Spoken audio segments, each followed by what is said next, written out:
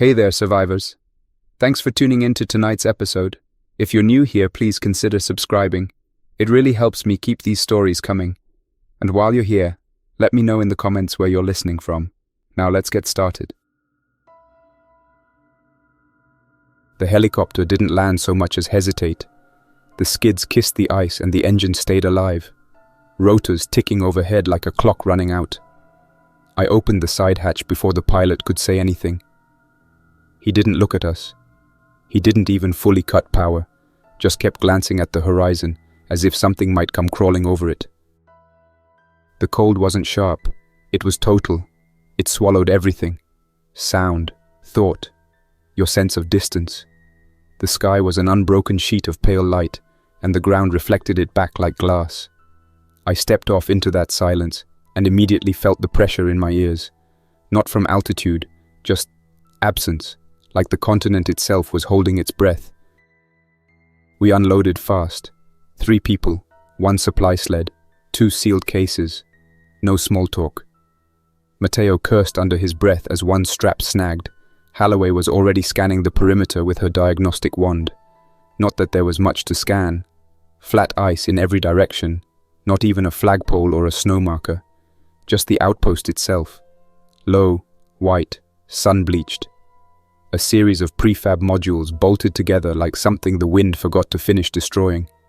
Outpost V-17, quiet as a grave, windows iced over, antenna listing sideways.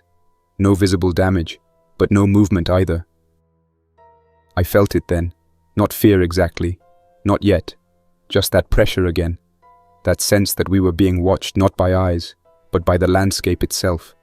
Like the ice had already measured us, counted our steps, and was waiting. The pilot didn't get out, just gave us a nod and tapped the side of his headset, then pointed straight up. His message was clear. 8 days. No earlier. No rescue if the weather turns. We dragged the sleds to the main entrance, a triple-sealed pressure door set beneath a snow-swept awning. The access panel was frozen solid, the outer cover warped slightly by exposure.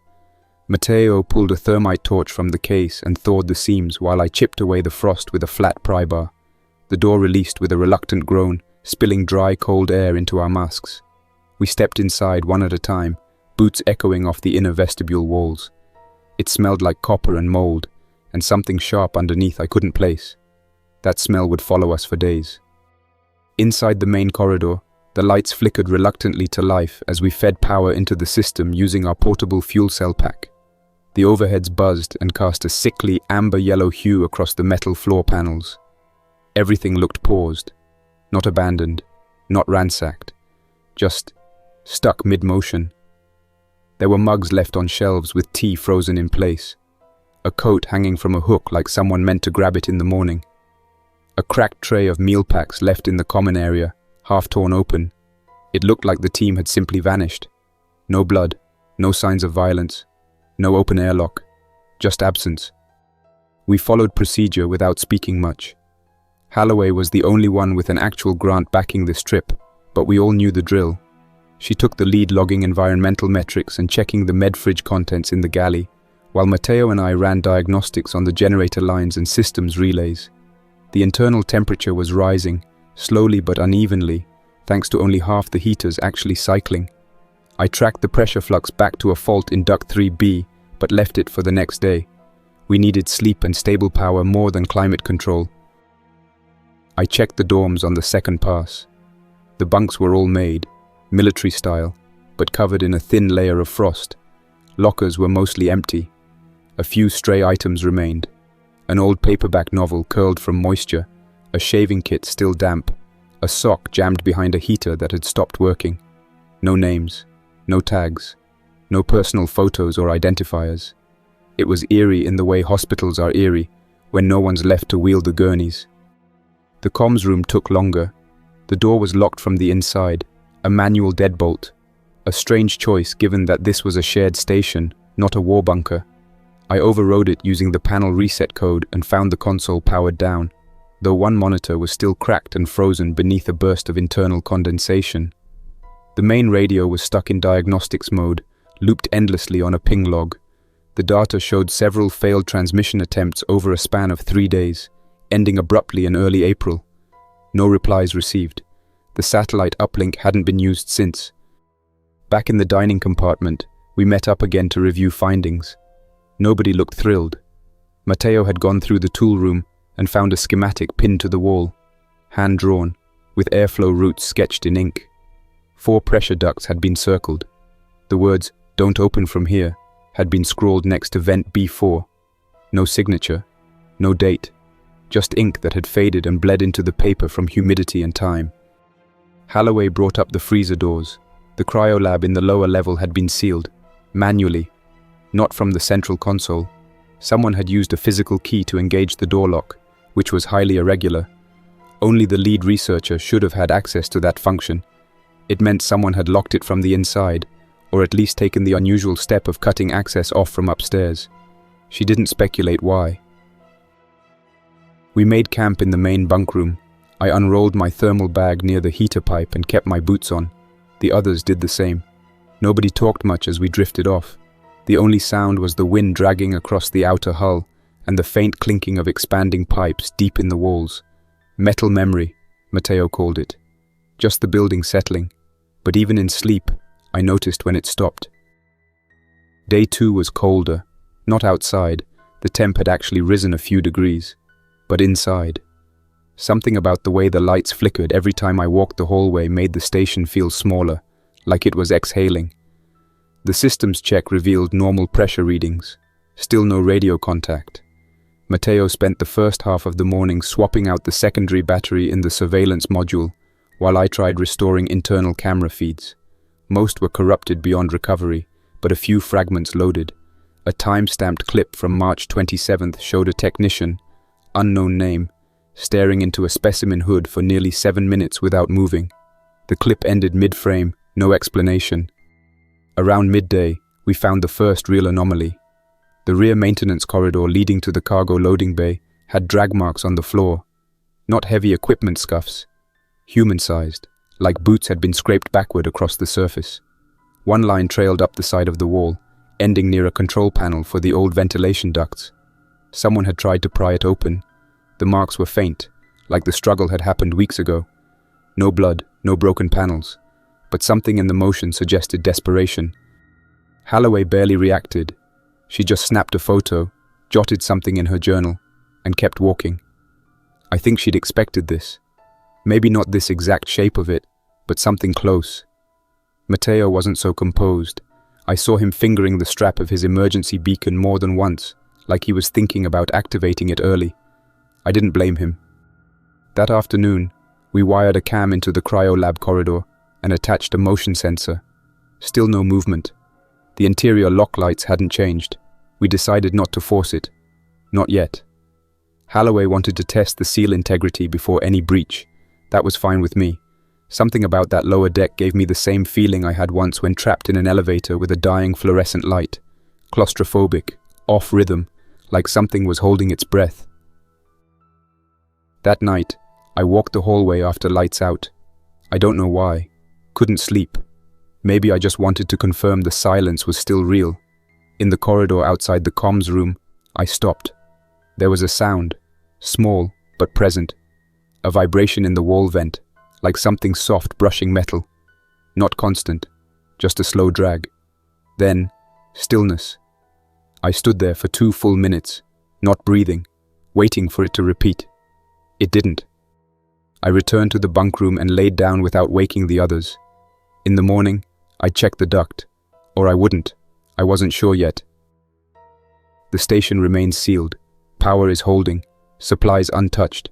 But the freezer is still locked, and we still have no explanation for what happened to the crew. On the morning of day 3, Holloway finally got a partial camera loop from the Cryolab to display on the main monitor in the comms room. It was a grainy infrared feed from the lab's interior security system, backed up on an independent subchannel that hadn't been wiped. Most of the footage was static or frozen frames, corrupted data blocks pulsing across the screen. But a few segments were playable. In one, a lone researcher, female, likely Dr. Lemieux, was seen working at a containment hood, hunched forward in a hazmat suit. She remained perfectly still for several minutes, staring through the visor. Eventually, she turned and walked off screen. The timestamp jumped forward 36 hours. The lab was dark. The hood was open. One of the tables was overturned. The rest of the video cut to black. Holloway leaned over the monitor, her eyes scanning the timeline again. She didn't say anything, didn't speculate out loud. I could tell she already had a theory forming behind her silence, but she wasn't ready to share it. Matteo sat at the edge of the desk, arms crossed, chewing the inside of his cheek. None of us liked what we'd seen. We spent most of the day running containment checks and mapping the air circulation system, trying to figure out where everything connected. The Cryolab was isolated with a 3-lock seal and positive pressure filtration, but the original 90s construction used shared ductwork to save weight. At some point during a renovation in 2006, someone rerouted part of the return flow to bypass the cryo suite, but only on paper. In practice, 2 of the auxiliary exhaust vents still ran through the lower cold storage corridor. That meant if anything had gone wrong, chemically, biologically, physically, it could have spread in small traces before the lab was sealed. The duct panels were brittle. We pulled one open near the sub-level generator housing and found a fine residue along the interior, grey-black dust, almost like soot, but dry and flaky. Not mold, not ice, no smell. Holloway collected a sample and said nothing. She was writing in her field log more than usual now, sometimes pausing mid-note to listen before continuing. Around 3 o'clock, I returned to the upper hallway to recheck a flickering light panel. As I moved past the crew lockers, something caught my eye. The supply shelf where we'd stored a spare set of decon suits, 4 total, factory sealed, was short by 1. I double-checked the inventory log on my tablet. 4 entered, 3 remaining. I didn't call it out immediately. I scanned the rest of the storage space, but there was no sign of it having been moved or dropped. Just gone. I called Mateo over. We went through the bin again, lifting each item, checking serial tags. The suit wasn't there. He looked at me with that twitch in his jaw he got when something didn't add up. We would have noticed if one was missing, he muttered. We didn't use any.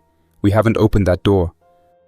He nodded once, slowly, then turned back toward the corridor. Neither of us said it, but the conclusion hung between us. If we didn't take it, someone else did. Or something else. That evening, we reviewed the cam feed again.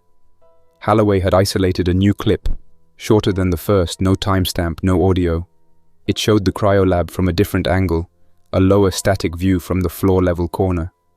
For 4 seconds, the room appeared empty. Then, just before the frame cut, a shadow moved across the glass of the interior chamber. It wasn't fast or defined, more like the momentary shape of a person walking behind frosted glass. There was no clear outline, no limb movement, no face, just form and distortion. Then it was gone. We turned the screen off and sat in silence. Outside, the wind howled like it had found a crack in the siding. The temperature had dropped again. We double-checked the pressure seals and secured the exterior hatches. After midnight, I couldn't sleep. The walls made sounds now. Not the usual groans or settling pipes, but new ones. Taps, irregular and soft, followed by scuffs like gloved hands brushing past metal. The ducts vibrated just enough to be heard, but not enough to show motion on our monitors. At one point, I walked the south hallway toward the storage bay and saw one of the wall-mounted fire blankets unrolled and hanging halfway to the floor. It hadn't been like that earlier. I didn't touch it. The next morning, we agreed to enter the Cryolab. There wasn't much debate. We were already halfway through our window. If we didn't investigate soon, we'd be flying back with nothing but camera glitches and missing inventory. No explanations. No proof. And if there was still someone down there, maybe sealed in by accident, waiting. We suited up in the remaining gear. Full-body decon suits, oxygen tanks, radio mics, sealed gloves, and layered insulation beneath. It took nearly 45 minutes to prep. We reviewed the emergency unlock sequence 3 times, tested the manual override cable, and wired the outer door lock to a delay timer, just in case we needed to reseal it from the inside. I went first. Mateo carried the external power torch. Holloway followed last, holding a diagnostic wand and a sample kit. As soon as we cracked the first inner seal, the temperature dropped hard. My visor fogged slightly before the internal filter caught up. The smell hit second. Not decay, not rot. Something chemical, like stale solvent, freezer burn, and something faintly metallic beneath. It coated the inside of my mask. The main cryo chamber was coated in frost. Ice crystals had grown along the edges of the containment tables. 2 fluorescent ceiling panels had failed entirely, leaving the far end of the room in shadow. On the near table, a cracked glass housing lay open, half covered in a collapsed thermal blanket. The restraint cuffs were still attached to the base, loose and empty. There were footprints, bare, human footprints, crossing the frost layer near the sealed back door. They weren't fresh, but they hadn't melted either. A full set of tracks, leading from the chamber wall to the containment unit and then away toward the far corridor. Holloway leaned over the table and touched the metal bracket, then lifted her wand and scanned the surface. No alarm, no surface toxins, no residual blood. She didn't look surprised. She looked like someone confirming something she already suspected. Mateo checked the far corridor. The internal hatch was warped, likely by the cold. The manual crank wouldn't budge. We decided not to force it. Instead, we documented everything, bagged a set of samples from the frost near the tracks, and sealed the chamber again. Back upstairs, the mood shifted. Mateo grew quiet, avoiding eye contact. Holloway barely spoke. She buried herself in microscope work and only came up for air to log notes on the damaged console. I tried restoring more of the corrupted station logs but found nothing useful. Most of the data blocks from the final week were unrecoverable, intentionally erased or wiped by exposure. We were left with fragments, partial duty rosters, power consumption records, incomplete health scans, but no personal logs, no messages, no emergency pings. That evening, we heard something, a thud, not metal shifting, not the wind, a direct impact from beneath the floor. It happened once, then again, louder, then silence. We paused everything, grabbed headlamps and checked the basement. Nothing down there, no broken panels, no open doors, no movement on the cams. The thuds didn't repeat. But later, in the bunk room, I found water on the floor near the air return vent. Not spilled water, condensation, a single pool, irregular shape, as if something had recently thawed and dripped through the vent grating. I stayed awake the rest of the night. In the early hours, Mateo left his bunk. I watched him cross the hall toward the observation deck. He didn't return for over an hour. I almost went after him, but something stopped me. I listened instead. I listened to the ductwork, the walls, the sounds between the panels. It wasn't just paranoia. The station had changed. Or maybe we were just starting to hear it properly. The metal had a new rhythm to it. Faint tapping in some places. Pressure shifts in others. Small, soft disruptions. Far from mechanical and nothing like the usual pops and creaks of aging insulation. It was organic in a way that made the silence afterward feel wrong. I lay still in my bag, fully awake, staring at the ceiling, waiting. When Mateo finally returned, he didn't come through the bunk room door right away. I heard him pause in the hallway, linger near the water tank, then walk back to the entry vestibule before doubling back. When he entered the room, his eyes adjusted slowly to the dim red light from the emergency strips along the wall. He didn't say anything. He just pulled his boots off, climbed into his bunk, and turned to face the wall. At breakfast, he looked pale. Not frostbitten, not sick, just unsettled. He kept adjusting the strap on his watch and wouldn't make eye contact. I waited until Holloway stepped out to check the sample incubator before I asked where he'd gone. "Observation deck," he said without looking up. "Just needed air." I knew he wasn't telling me the full story. The deck was sealed. No exterior vent, no airflow. Just triple-pane glass and silence. It was where we sometimes went to stare at the void when it felt like the walls were closing in. But nobody stayed out there for an hour in the middle of a polar night, unless they were looking for something, or hiding from it. That day passed slowly. Holloway buried herself in sample analysis again, drawing compounds from the frost we'd collected in the Cryolab. She worked at a steady pace, her gloved hands moving over tools and sample dishes, each step measured and deliberate. She didn't speak unless prompted. I think she knew something that she wasn't yet ready to say. I ran a diagnostic on the motion sensors we'd placed in the lower hallway. They'd picked up 5 anomalies overnight. All subtle, brief interruptions, no clear path, no body heat. But the timing was odd. 4 of them were clustered between 3:10 and 3:40. That was around the time Matteo had been gone. I didn't tell him that. Instead, I reviewed the Cryolab feed again. The static was worse now. Signal degradation, probably from water infiltration along the coax line. Still, 2 frames caught my eye. In one, the frost on the inner window had thinned slightly.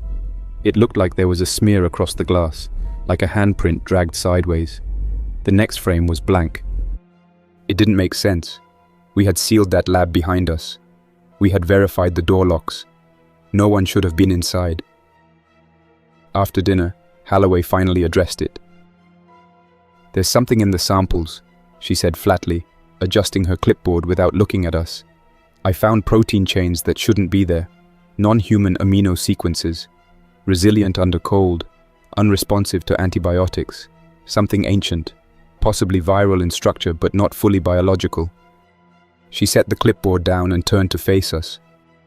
"I think this is what they were working on when the signal went dead, and I don't think it was an accident." We were quiet for a long time. Mateo stood near the window, arms crossed, staring at the snowpack outside. I asked her if it was infectious. She hesitated, then gave a small nod. "I don't know how it spreads, but based on what we've seen, I believe it stays viable in extreme cold.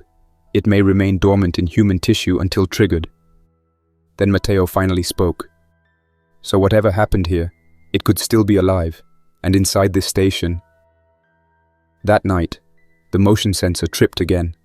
This time it was louder, enough to wake all 3 of us. The hallway camera activated automatically, pushing the feed to our wall monitor. For the first few seconds, we saw nothing. Then something moved past the far end of the corridor. Just a shadow, no heat signature, no detail. But something had crossed the frame. I jumped up and checked the live feed. Nothing there. Mateo had already unzipped his bag and was pulling on his boots. Holloway stayed by the console, cycling through other feeds. We swept the hallway in pairs. Me and Mateo first. Then Holloway joined with the handheld thermal. No footprints.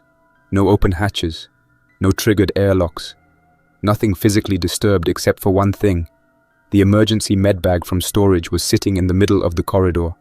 Zipped, untouched, but not where it belonged. The next morning, we made a decision.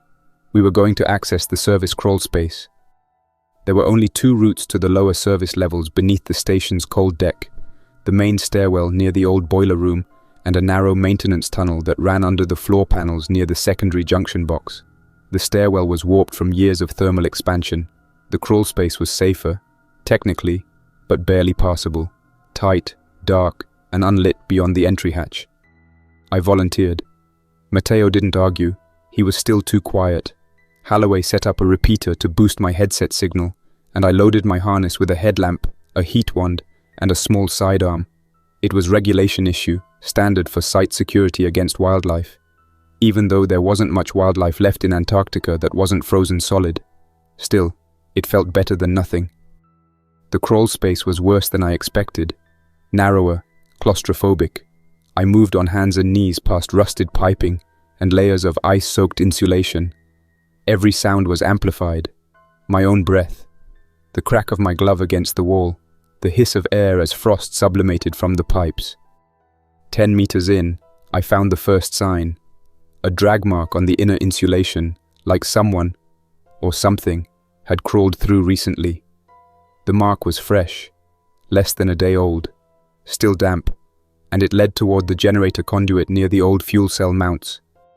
And I followed. Near the junction, I saw movement. At first, I thought it was a trick of the light.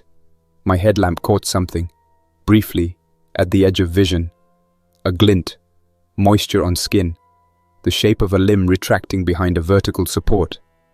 I stopped, listened, then moved forward. The tunnel opened slightly, enough to crouch. The air felt heavier here. My lamp swept the corners, revealing old storage bins and coiled wiring left behind from the previous expedition. In one bin, I found blood, frozen, not pooled, but smeared along the edge like someone had gripped it with a wound. A small strip of orange fabric lay beside it, part of a jumpsuit sleeve. One of the original crew, no name tag. Then something shifted in the shadows behind the conduit. It wasn't fast, just slow, measured movement, a body unfolding in silence. Its skin was pale, blue-gray, hair matted against the skull, clothes shredded and dark with moisture. I couldn't see its eyes. Its mouth opened once, wide and slow, but no sound came out. It didn't rush forward. It didn't moan. It just moved, like something half remembering how to walk. I backed out, carefully, deliberately, never taking my eyes off it. I didn't fire, didn't speak, just moved until I was out of range and clear of the tunnel. When I slammed the hatch shut, Matteo locked it behind me. We didn't speak for a long time. Later, Holloway confirmed it. It's alive, whatever it is. The virus, or whatever structure it follows. It preserves tissue, prevents decay, reanimates cellular pathways. But only partially. It's not cognitive. It's driven. That's what Holloway told us. Her voice was steady, but she kept her back to the wall, like she didn't want to leave it unguarded. We were in the observation lounge at the time, curtains drawn, the main lights off except for the glow of the laptop screen and the dim strips running under the floor. Outside, the wind had picked up. A storm system was forming off the coast. We could see the pressure drop on the instruments. Mateo didn't say much. He stood at the window for most of it, arms folded, shifting his weight from one foot to the other like he was counting down the hours until he could leave.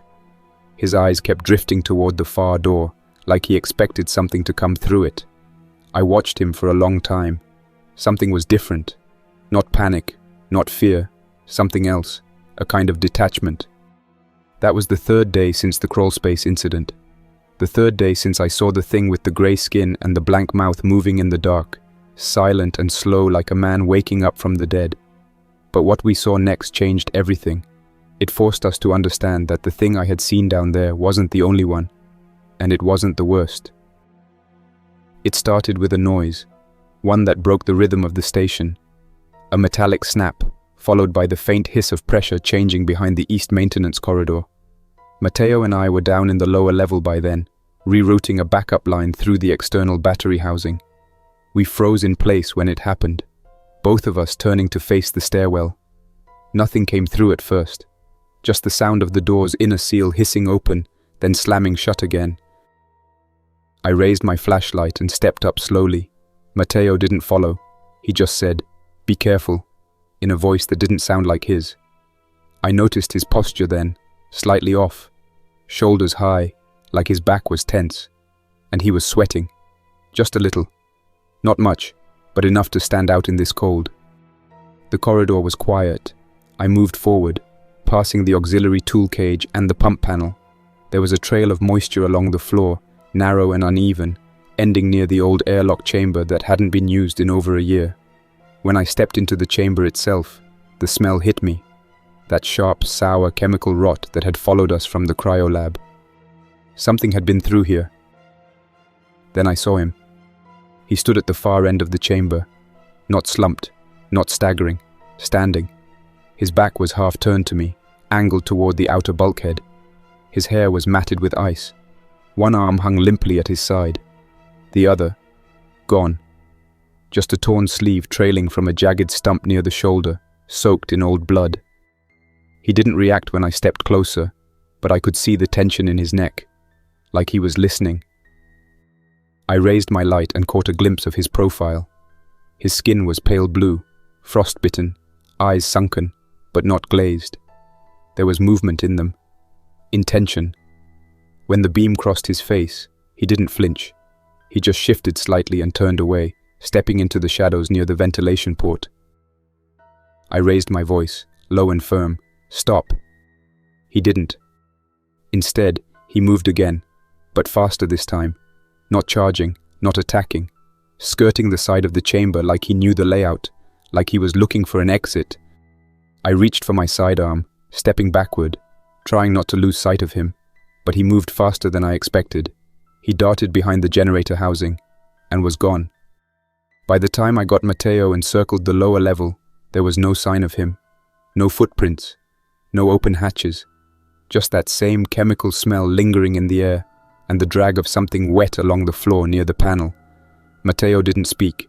He just looked at the tracks, then looked at me, and walked away. Back upstairs, Holloway reviewed the internal cams. The feed cut out briefly around the time of the encounter. 5 seconds of static and scrambled data before resuming again. When it came back, the corridor was empty. She logged the time and said we should prepare for full lockdown. Matteo objected. Not loudly, just with resistance. He said it was premature, that sealing the lab levels would make it harder to access the supplies we might need, that there was no proof the infected, he actually used that word, posed a direct threat unless provoked. His logic wasn't wrong, but the way he said it was off, measured, flat, like he was reciting from a script. I watched his face while he talked. He didn't blink much. His jaw stayed clenched. I saw a red patch behind his ear, just below the line of his beanie, a rash, slight swelling. Later, I checked the med logs. Holloway had made a note earlier that morning. Elevated body temperature, irritability, minor skin inflammation.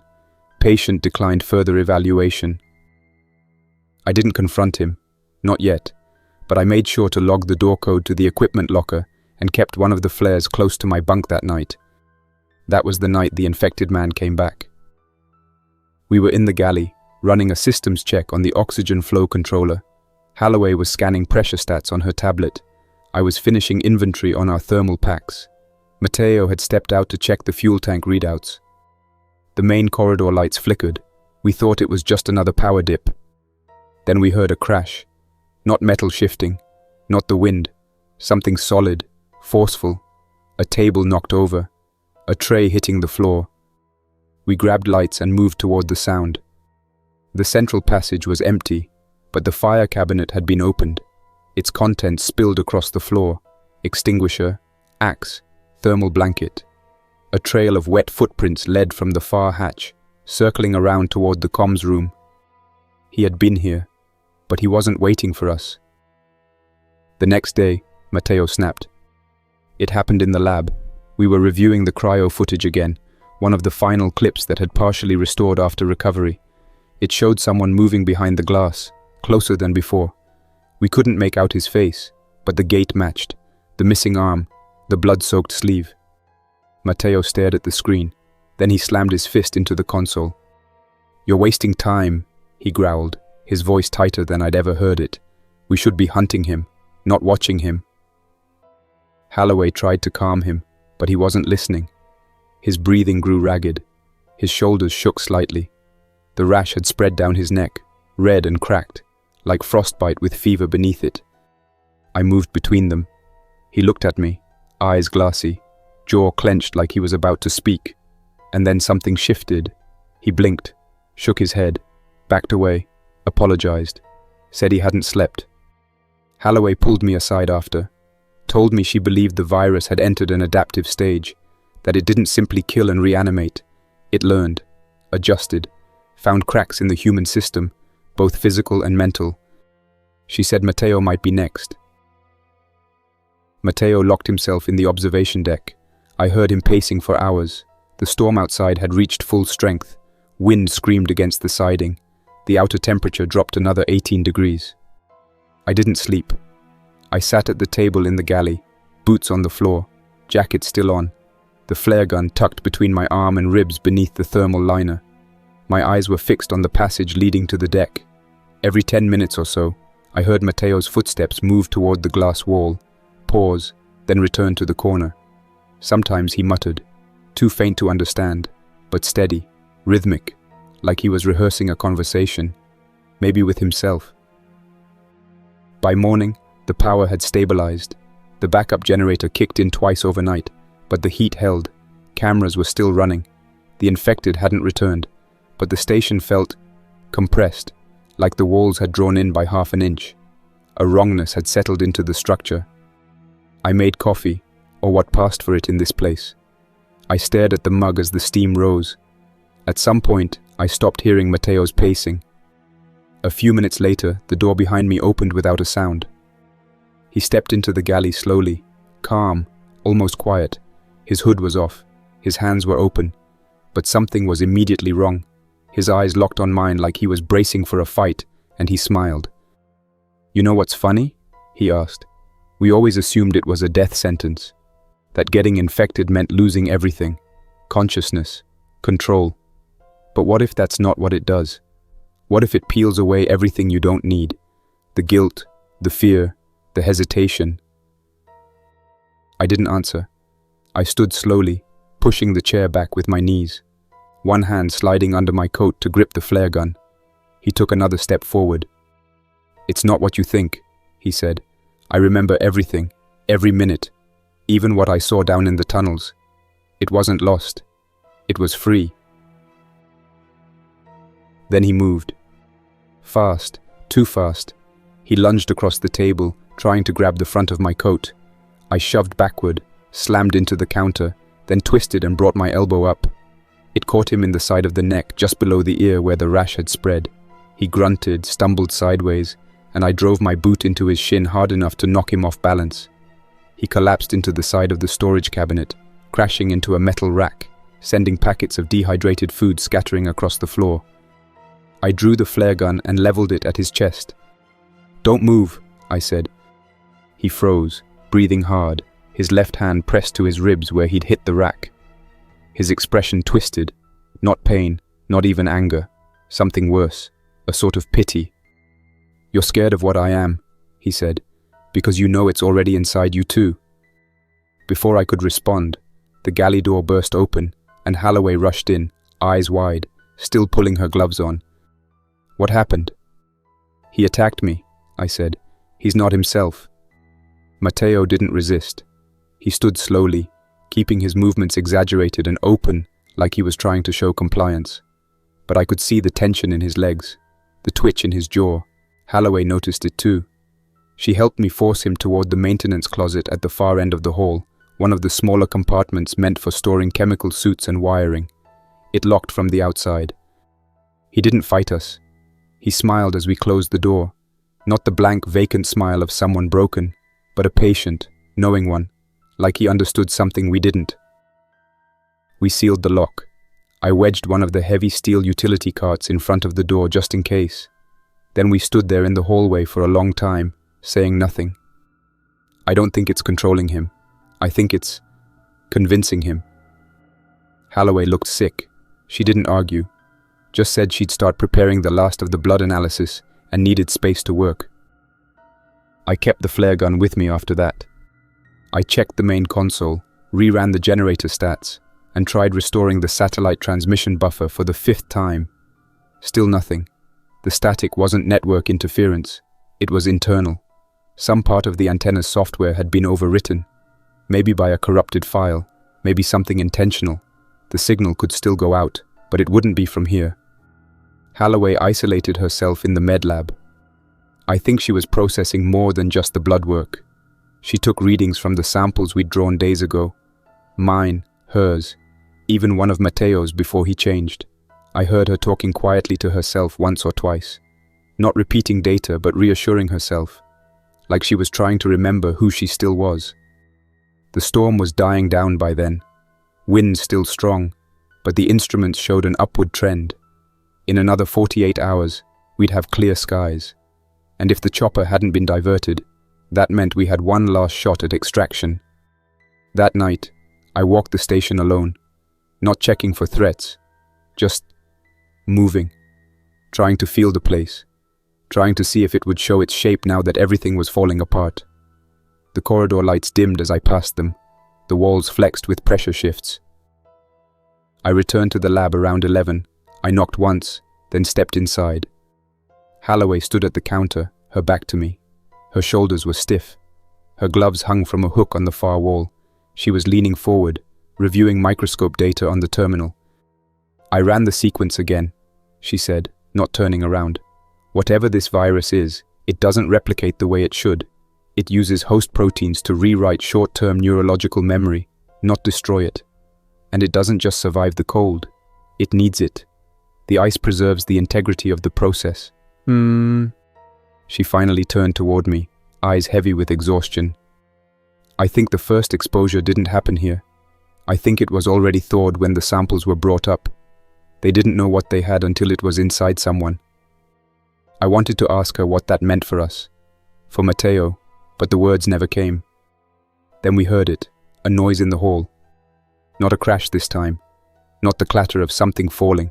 It was softer, heavier, footsteps, one dragging, uneven, a wet shuffle.